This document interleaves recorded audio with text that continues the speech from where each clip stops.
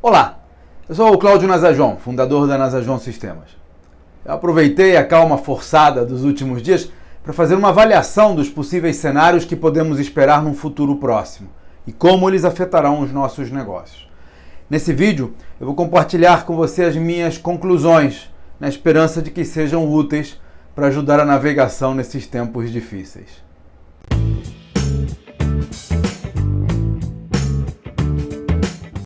Uma nota importante é que eu nem defendo e nem acho que essa seja a forma como o mundo deveria ser. O que eu vou falar agora é apenas uma análise que reflete a minha avaliação da situação como ela é, ou será, se nada de novo acontecer. Porque entender como as coisas são é o primeiro passo para poder mudá-las. Bom, o maior problema que eu vejo nesse momento é que esta não será uma crise rápida. As fontes mais confiáveis indicam que a curva de contágio só vai começar a virar daqui a 1 ou 2 meses. E isso não significa que vai resolver daqui a 2 meses, significa que a situação só vai se normalizar lá para o final do ano. Isso justifica porque alguns políticos de olho na reeleição pregam o final da quarentena e a volta ao trabalho. Para eles, melhor alguns milhares de mortos do que centenas de milhões de feridos.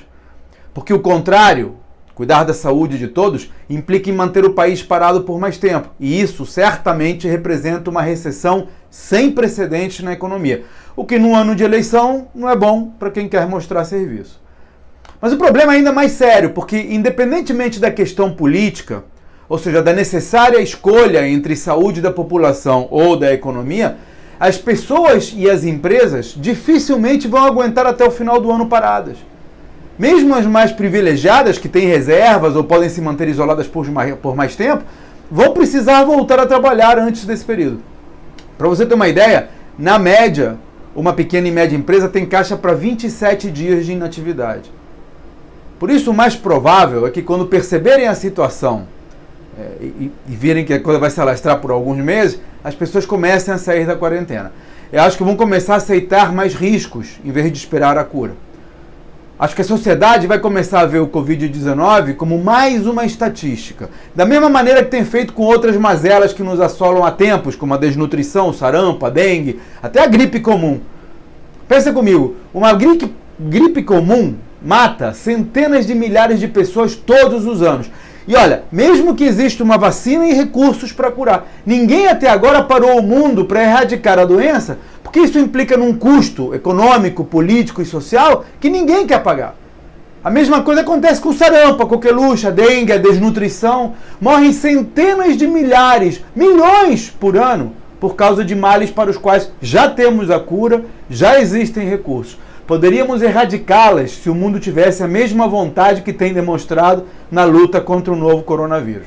Mas não faz, porque é muito caro manter tudo fechado para evitar o contágio até podermos controlar a doença. Por isso eu acho que mais cedo ou mais tarde as empresas vão voltar a trabalhar. Mais cedo do que tarde. Com regras mais rigorosas de higiene, vão tomar cuidados para operar num ambiente minimamente confiável, mais ou menos como fazem os japoneses há vários séculos. Não é à toa que o Japão é o único país fora da curva no que tange a evolução do Covid-19. Então a gente vai ter menos apertos de mão, mais mesuras à distância, usaremos mais máscaras e luvas, trabalharemos menos em cubículos e mais em espaços abertos. Nesse contexto, eu penso que os comércios vão voltar a operar. Vão tentar dar mais ênfase ao e-commerce, mas vão voltar. Assim como os autônomos vão tentar adaptar os seus modelos de negócio para considerar o distanciamento social. E o problema é que, mesmo assim, no curto prazo, praticamente todo o setor produtivo vai ter uma redução de receita. Isso tende a levar ao endividamento, que por sua vez deve dificultar a recuperação. Quem não tiver uma reserva vai ter que apelar para o cheque especial. E quando o sol começar a raiar de novo, vai se deparar com a necessidade de lidar com as mesmas despesas de antes, mais as dívidas. Essa é a razão pela qual é mandatório, nesse momento, fazer uma gestão de fluxo de caixa. Ou seja, gerar mais receitas ou cortar as despesas. O problema com as despesas é que normalmente já estão no mínimo. Todos espremem custos o tempo todo. E a maioria já estava enxuta antes do corona atacar. Claro que você sempre pode demitir pessoas ou negociar descontos com fornecedores, mas essa é uma prática predatória, porque fere a cadeia produtiva. Demissões levam à perda de produtividade e à recessão.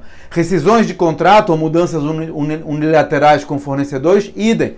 Se você pede um desconto a um fornecedor e ele aceita, na prática você vai estar reduzindo a receita dele. E no limite, se todos fizerem isso, é possível que ele não possa manter a operação, o que vai prejudicar a sua própria recuperação. Eu também tenho ouvido falar de licenças não remuneradas ou suspensão temporária dos contratos de trabalho. Mas pensa comigo, se você suspender o pagamento a um funcionário, ele não vai hibernar.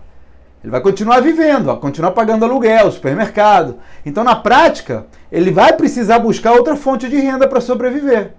E a sua empresa vai acabar perdendo um recurso de sustentação que vai ser necessário quando a crise passar.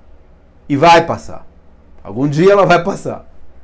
Por isso, cortar custos é sempre bom, mas não é onde eu focaria as minhas atenções neste momento. Eu penso que o melhor lugar para ajustar o fluxo de caixa é na geração de receitas.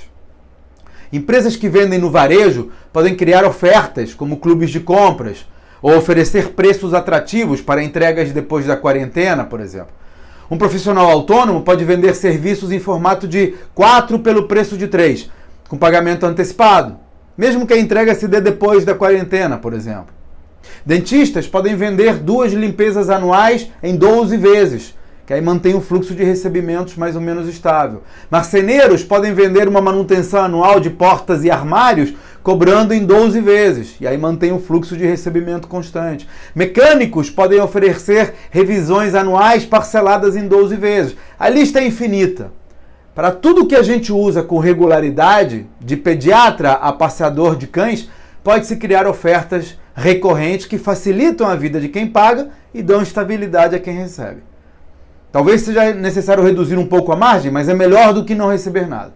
Eu vou explicar melhor essa análise e oferecer algumas sugestões para melhorar o fluxo de caixa no vídeo sobre pós-coronavírus, que está na minha sala VIP de negócios. Se quiser assistir, procura no meu site claudionazajon.com.br. Até a próxima.